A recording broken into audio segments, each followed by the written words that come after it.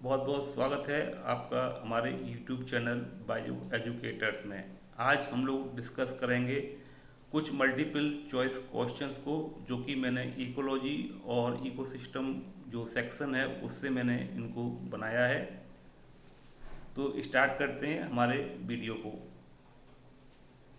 देखिए, इसमें पहला क्वेश्चन है, an example of ecosystem is, पारितंत्र का उदाहरण क्या है। तो देखिए, इसमें चार ऑप्शन यहाँ पर दिए गए हैं, ग्रासलैंड, डेजर्ट, पॉन्ड और ऑल ऑफ देम।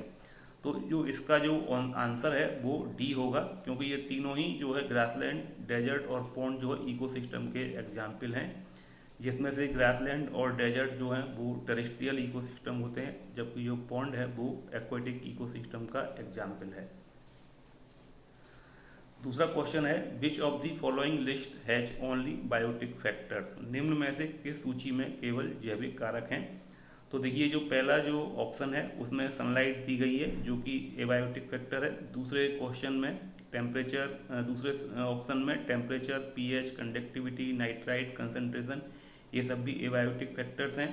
जबकि तीसरा जो ऑप्शन है, देखिए उसमें टेम्परेचर को इंक्लूड कर दिया गया है, तो ये भी जो है एबायोटिक फैक्टर है।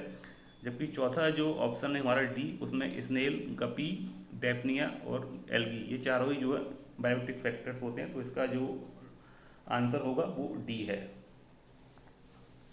तीसरा क्वेश्चन है, what is the original source of energy for nearly all living organisms on earth, लगभग सभी जीवित प्राणियों के लिए ऊर्जा का एकमात्र स्रोत क्या होता है। तो देखिए, यहाँ पर चार ऑप्शन दिए गए हैं, सॉइल, सन, वाटर और प्लांट।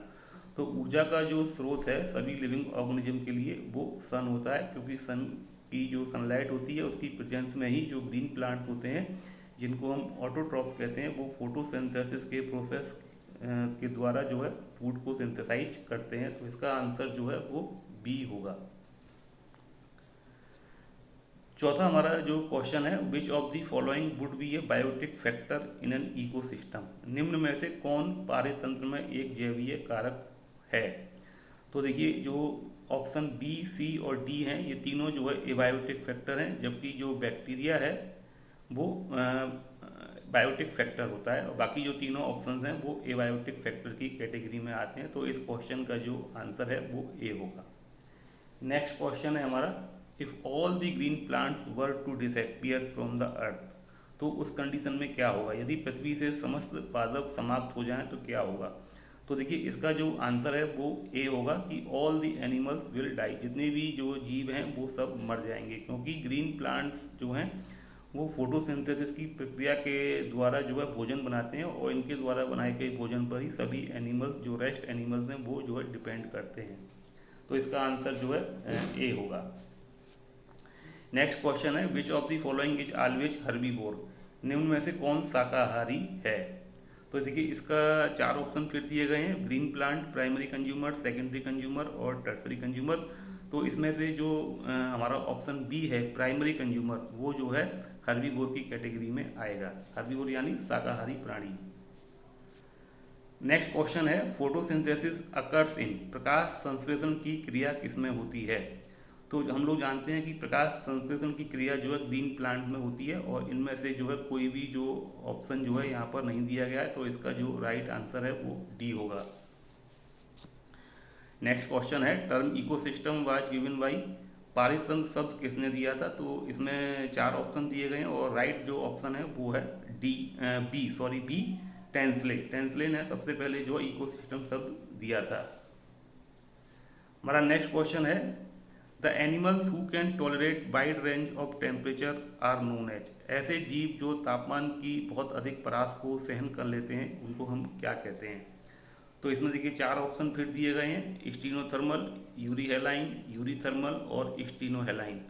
तो इसका जो ऑप्शन सी जो है वो करेक्ट है, यूरीथर्मल। यूरीथर्मल एक ऐसे एनिमल्स होते हैं जो कि बहुत कम टेम्परेचर में या बहुत अधिक टेम्परेचर में अपने आप को जीवित रख पाते हैं। तो इसका जो आंसर है वो सी होगा। 10वां क्वेश्चन है, as we move away from line of equator, जब हम भूमध्य रेखा से हटते हैं या हम भूमध्य रेखा के ऊपर या नीचे की ओर जाते हैं तो क्या होता है। Temperature will increase, temperature will decrease, temperature will remain constant या ऑल। तो देखिए इसका जो आंसर है वो टेम्परेचर विल डिक्रीज होगा। तो जैसे जैसे हम इक्वेटर से पोल्स की तरफ जाते हैं, नॉर्थ पोल या साउथ पोल्स की तरफ जाते हैं, तो टेम्परेचर जो है घटता जाता है। तो इसका आंसर जो है बी है। Which of the following is the man made ecosystem, निम्न में से कौन मानव निर्मित पारितंत्र है। देखिए यहाँ ऑप्शन दिए गए हैं, एक्वेरियम, गार्डन, एग्रो इकोसिस्टम। ये तीनों ही जो है मैन मेड इकोसिस्टम्स हैं। तो जो इसका जो आंसर होगा इस क्वेश्चन का वो डी होगा।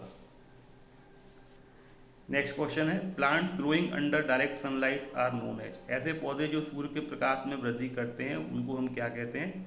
तो इनका देखिए इस क्वेश्चन का जो आंसर है वो हेलियोफाइट्स है। और जो सायोफाइट्स होते हैं वो छाया प्रिय पौधे होते हैं। ये सनफ्लावर है उसको हम हेलियोफाइट्स कह सकते हैं। Which of the following is always herbivore, निम्न में से कौन जो है हमेशा शाकाहारी हो सकता है। तो देखिए इसमें 4 ऑप्शन दिए हैं, green plant, primary consumer, secondary consumer और टर्सरी कंज्यूमर। तो इसका जो आंसर है वो प्राइमरी कंज्यूमर है कि प्राइमरी कंज्यूमर ही ऐसे जीव होते हैं जो कि प्लांट पर अपने भोजन के लिए निर्भर रहते हैं। तो इसका आंसर जो है वो बी होगा। एन इकोसिस्टम कंसिस्ट ऑफ, पारितंत्र के कौन कौन से भाग होते हैं। हम लोग जानते हैं कि पारितंत्र जो है 2 प्रकार के घटकों से मिलकर बना होता है, बायोटिक और एबायोटिक कंपोनेंट। तो इसका आंसर जो है वो बी होगा। Which is not the characteristic of A population, निम्न में से कौन जनसंख्या की विशेषता नहीं है। तो हम लोग जानते हैं कि नेटेलिटी, मोर्टेलिटी, सेक्स रेशियो, इन सबको हम पॉपुलेशन के अंतर्गत पढ़ते हैं। तो इसका आंसर जो है डी है, जिसको हमने स्ट्रेटिफिकेशन नाम दिया है। तो स्ट्रेटिफिकेशन जो है वो पॉपुलेशन की एक विशेषता नहीं होती है। तो इसलिए इसका आंसर जो है डी होगा। नेक्स्ट क्वेश्चन है, which of the following is not a positive biotic interaction, निम्न में से कौन एक धनात्मक जैवीय अंतःक्रिया नहीं है। तो देखिए इसका जो आंसर है वो कंपटीशन है। कंपटीशन जो है एक नेगेटिव इंटरेक्शन है। बाकी जो 3 ऑप्शन हैं, सिम्बायोसिस, कमेंसलिज्म और प्रोटोकॉपरेशन, ये तीनों जो है पॉजिटिव इंटरेक्शंस होते हैं। तो इसका आंसर जो है वो सी है। लाइकेन्स आर एग्जाम्पल, लाइकेन्स जो है वो किसका उदाहरण होते हैं। लाइकेन में हम लोग जानते हैं कि शैवाल और जो कवक है उसका एसोसिएशन होता है और दोनों एक दूसरों की आवश्यकताओं की पूर्ति करते हैं।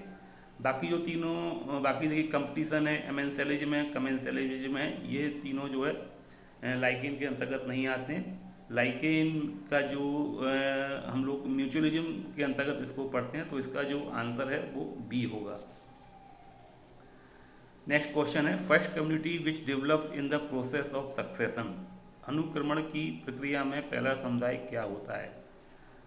देखिए इसका आंसर जो है वो ए है, पायोनियर कम्युनिटी। किसी भी स्थान पर जो सबसे पहले कम्युनिटी डेवलप होती है उसको हम पायोनियर कम्युनिटी कहते हैं। बी ऑप्शन जो है वो क्लाइमैक्स कम्युनिटी कहलाता है। लास्ट में उत्पन्न होने वाली जो समुदाय है उसको क्लाइमैक्स कम्युनिटी कहते हैं। और बाकी पायोनियर और क्लाइमैक्स कम्युनिटी के बीच में जितनी भी कम्युनिटी डेवलप होती हैं उनको हम सीरियल या इंटरमीडिएट कम्युनिटी के नाम से जानते हैं। तो इस क्वेश्चन का जो राइट आंसर है वो ए है।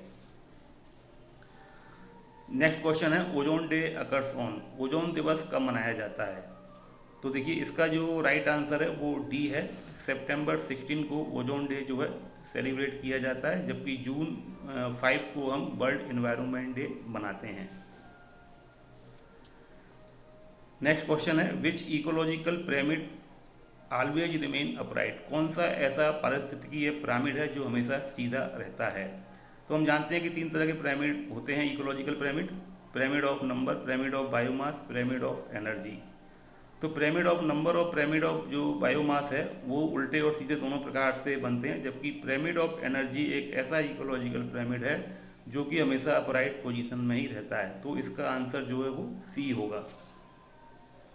तो हमने यहाँ पर 20 क्वेश्चन जो MCQ टाइप के थे उनको हमने जो है स्टडी किया है, डिस्कस किया है।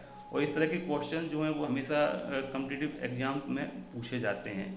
निश्चित ही ये क्वेश्चन आपके लिए हेल्पफुल रहेंगे।